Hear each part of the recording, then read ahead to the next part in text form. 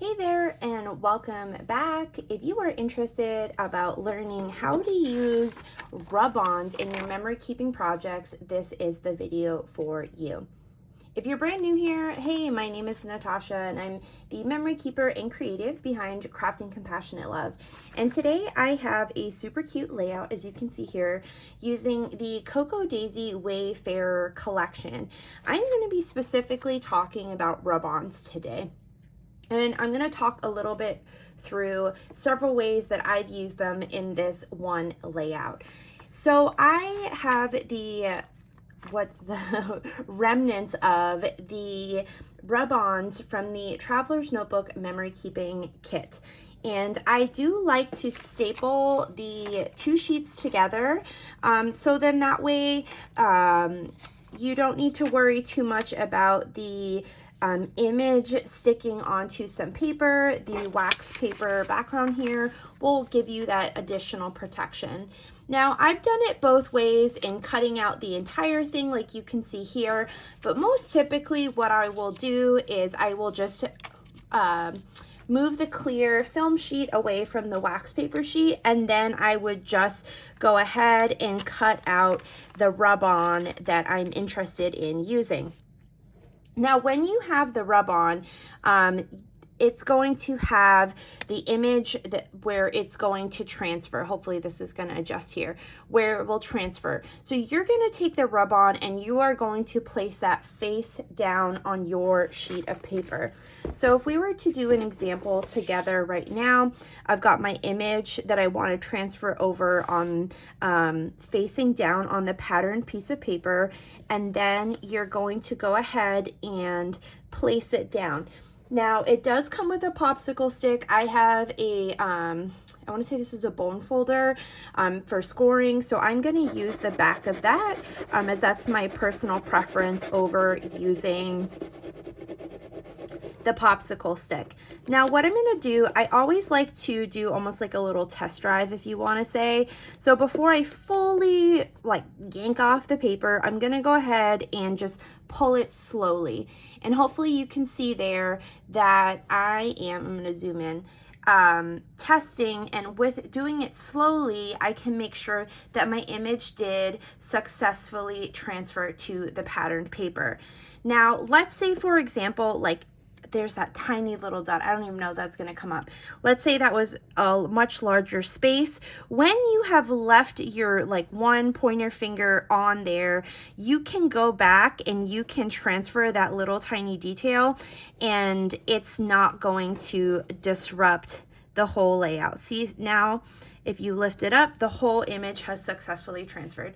So I do definitely recommend that when you're working with them, don't try and do the whole sheet at once. Cut out what you need, and then always go ahead and leave a pointer finger down while you're rubbing it. Do that little test run. Make sure that your image has transferred over correctly. Those are just a little tip and trick when you're using rub-ons in my experience. Now, you're wondering, okay, how did you use them? So I have used these rub-ons here on the patterned paper, and so I have done the rub-ons directly onto the patterned paper. So this strip here, this old school ticket, is a rub-on, and then I also have this ticket that was a rub-on as well. So I have gone ahead and layered those right on top of each other. And one thing I just adore about rub-ons is especially because it has more of a matte finish, it almost looks as if it was part of this design and this paper all along, and I really love that look.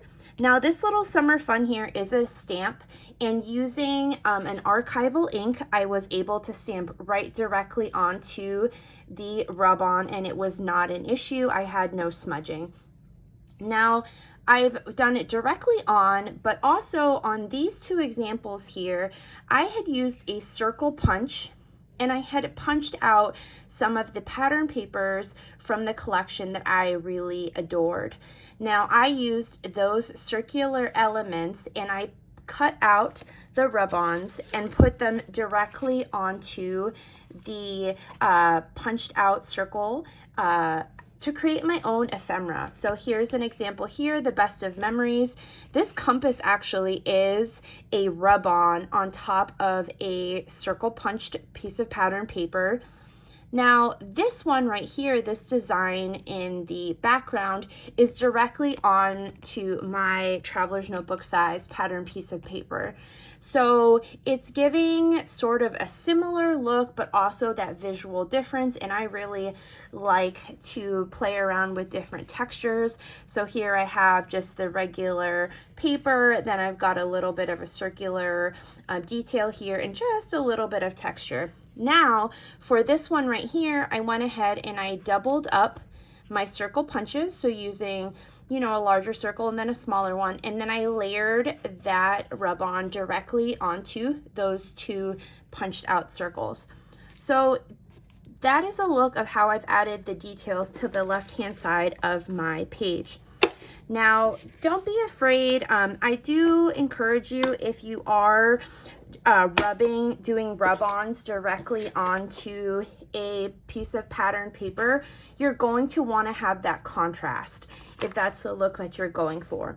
And what I mean by that is, if I was to have a pattern piece of paper, let's say this ticket instead of this mixed media splash, and I put this rub-on directly on top of this pattern piece of paper, there's a high likelihood that it's not going to make as much of a statement because it's going to get lost in this pattern and lost in the colors. Maybe if I did it over here, it would show, but on the alternative, if it's over here, it's really going to get lost. So making sure that you are picking a contrast, especially if that's an important design element in your layout, you're going to want to have that contrast. So just keep that in mind when you are using rub-ons on top of patterned papers. Now to hop on over to the other side of my layout to walk you through how I've used them on this side. So I actually experimented using rub-ons directly on top of my pocket page. So if you can see right here in the top corner, I went ahead and I adhered it right onto the pocket page. And as you can see, it is all adhered, and I just think that's pretty cool, especially as it looks like I have mimicked the pattern that was here on the left-hand side over to the right. Now, alternatively, I've gone ahead and added this rub-on here, these arrows, directly onto the journal card. So don't be afraid to experiment and play around. And as I mentioned, I'm always wanting to add those different layers and that texture. And this is a great way to be able to add that layer and that interest without adding too much bulk. The final example that I wanted to show with the rub-ons today with you all is that you can use rub-ons directly onto a photograph. So this one here, it's a little hard to read with the glare of the lights, but it says beach hair, don't care. So you can add these directly onto a photo, and I think it's really cool because it gives you that like Photoshop look without actually doing all of the headache of Photoshop.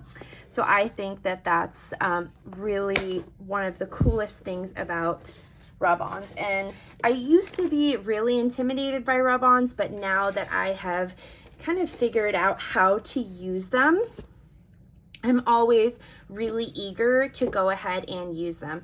And I do encourage you, when you get your kit, to use these right away, especially if you are opening the package and you know the air is getting into them. I do find that they are harder to transfer after they've been open for some time.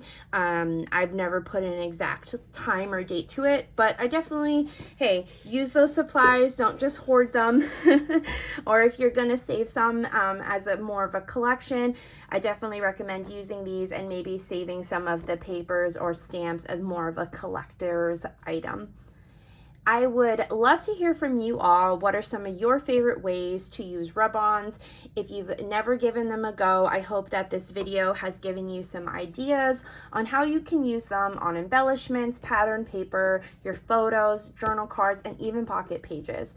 If you did enjoy this video, please let me know by giving me a thumbs up. And if you're interested in seeing more memory keeping process videos or design walkthroughs like this with tips and tricks, be sure to subscribe. We would love to have you here. Until next time, I will see you all later.